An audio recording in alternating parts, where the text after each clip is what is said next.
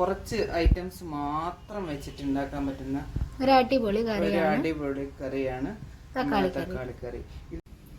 Hi guys, ഞാനിന്ന് ഉണ്ടാക്കാൻ പോകുന്നത് ഒരു തക്കാളിയാണ്. തക്കാളി കറിയാണ്. ഇതെന്റെ സ്വന്തം സ്റ്റൈലാണ്. അപ്പോൾ ഇങ്ങനെ ഉണ്ടാക്കുന്നവരുണ്ടാവാം, ഉണ്ടാക്കാത്തവരും ഉണ്ടാവാം. അപ്പോൾ ട്രൈ ചെയ്ത് നോക്കൂ. ഞാൻ ഇതിനായിട്ട് എടുത്തേക്കുന്നത് 3 തക്കാളിയാണ്. നമുക്ക് ഈ തക്കാളിയുടെ തോല് ഇഷ്ടമില്ലാത്ത ആൾക്കാർക്ക് വേണമെങ്കിൽ ഇതൊന്ന് തൊലി ഒന്ന് വാട്ടിയിട്ട് കളഞ്ഞിട്ട് അങ്ങനെ എടുക്കാം. അതൊക്കെ ഒരുപാട് പണിയാണ്. ഞാൻ അതുകൊണ്ട് അങ്ങനെ ചെയ്യാറില്ല. ഞാൻ ഇങ്ങനെ തന്നെയാണ് ചെയ്യുക. അപ്പോൾ അതിനാവശ്യം ഈ 3 തക്കാളി, ഒന്ന് വലുതും 2 ചെറുതും. അത്യാവശ്യം ഈ വലിപ്പത്തിൽ അരിഞ്ഞ് ഇടുക.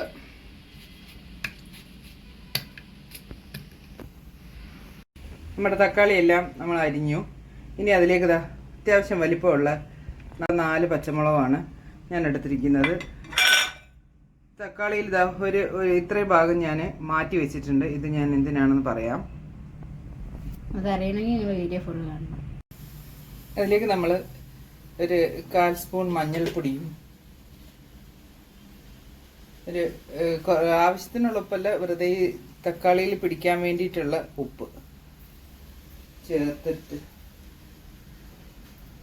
ചേർത്തിട്ട് ഒരുപാട് വെള്ളം ഒഴിക്കരുത്. കാരണം നമ്മൾ തക്കാളിക്കറിക്ക് ഉണ്ടാക്കുന്ന ഗ്രേവി ചിലപ്പം ഇതിലോട്ട് ഒഴിക്കുമ്പോൾ അതിലരച്ചിരിക്കുന്ന ആ ഗ്രേവിയും ഇതെല്ലാം കൂടെ ആകുമ്പോൾ ഒരുപാട് വെള്ളമാവും. ഒരുപാട് വെള്ളം പോലുള്ള കറിയല്ല ഇത്. അപ്പോൾ ഈ വെള്ളം വെച്ചിട്ട് നമ്മളിനി ഇത് വേവിച്ചെടുക്കണം. നമ്മളിനി ഇതിനൊരു ഗ്രേവി തയ്യാറാക്കണം. അതിന് വേണ്ടിയിട്ട് ചെറിയ ഉള്ളി, ഇത് ഞാൻ ഫ്രിഡ്ജിൽ കുറേ ദിവസമായി പൊളിച്ച് വെച്ചതായതുകൊണ്ട് ഇതിനൊരു കളർ ചേഞ്ച് ഒക്കെ വന്നിട്ടുണ്ട്. അതൊന്നും സാരമില്ല. അപ്പോൾ കുറച്ച് ചെറിയ ഉള്ളി, പിന്നെ ഒരു ചെറിയ കഷ്ണം ഇഞ്ചി, പിന്നെ ജീരകം പൊടിച്ചത്, ചെറിയ ജീരകം കേട്ടോ, ചെറിയ ജീരകം, പിന്നെ ഒരു 1/4 സ്പൂൺ മുളക് പൊടി. നമ്മൾ നേരത്തെ മഞ്ഞൾ ഇട്ടു, എന്നാലും കുറച്ച് മഞ്ഞൾപ്പൊടി, പിന്നെ കുറച്ച് ഉലുവാപ്പൊടി, കുറച്ച് മതി കേട്ടോ, കുറച്ച് ഉലുവാപ്പൊടി. ഏറ്റവും അവസാനം നമ്മൾ നേരത്തെ ഒരു കഷ്ണം തക്കാളി എടുത്ത് മാറ്റി വെച്ചില്ലേ, അതും കൂടി ചേർത്ത് ഒരുപാട് വെള്ളം ചേർക്കാതെ അരയാൻ ആവശ്യമായിട്ടുള്ള വെള്ളം ചേർത്ത് അരച്ചെടുക്കുക. കാരണം നമ്മൾ തക്കാളിക്കകത്ത് കുറച്ച് വെള്ളം ചേർത്തിട്ടുള്ളത് കൊണ്ട് അരച്ചെടുക്കുമ്പോഴത്തേക്കിന് അതുമായിട്ട് ഒരുപാട് ഇതാവാതിരിക്കാനാണ് നമ്മളിത് കഴിയുന്നതും കുറച്ച് വെള്ളത്തിൽ അരച്ചെടുക്കാൻ പറയുന്നത്. നമ്മുടെ തക്കാളിയൊക്കെ നന്നായി വെന്ത് വന്നു, മുളകുമൊക്കെ. ഇനി തീ ഒന്ന് കുറച്ച് വെച്ചതിന് ശേഷം, തീ കുറയ്ക്കടി, നമ്മൾ അരച്ച ഗ്രേവി അങ്ങോട്ട് ചേർത്ത് കൊടുക്കാം.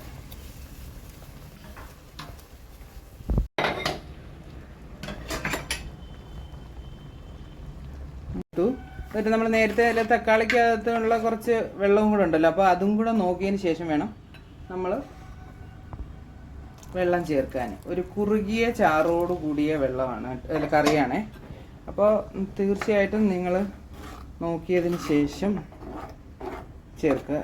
ഇത്ര ഇച്ചിരൂടെ ചേർക്കണം.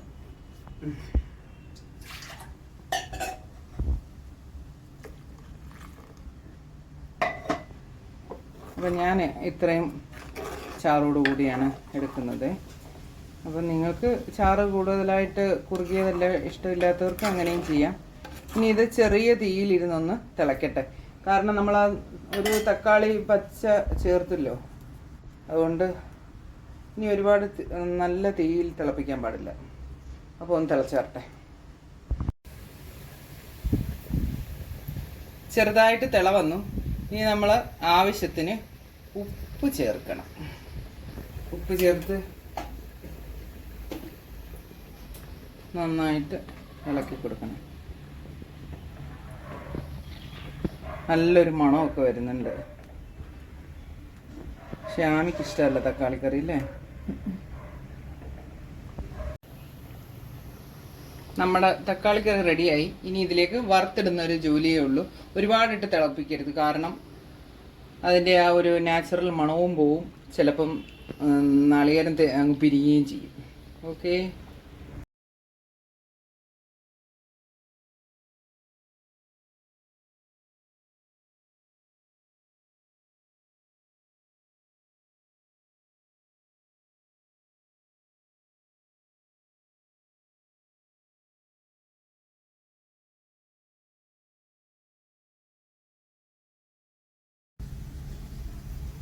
നമ്മൾ കറിവേപ്പില അരച്ചത് ചേർത്ത് കൊടുക്കുക. എല്ലാവിടെ ഒന്ന് ആക്കി കൊടുക്കുക. ഇനിയോ അടച്ച് വയ്ക്കുക. ഊണ് സമയമാകുമ്പോൾ കഴിക്കുക. നിങ്ങൾ ആദ്യമായിട്ടാണ് ഈ ചാനൽ കാണുന്നേ. അതിപ്പോഴല്ല, സോറി.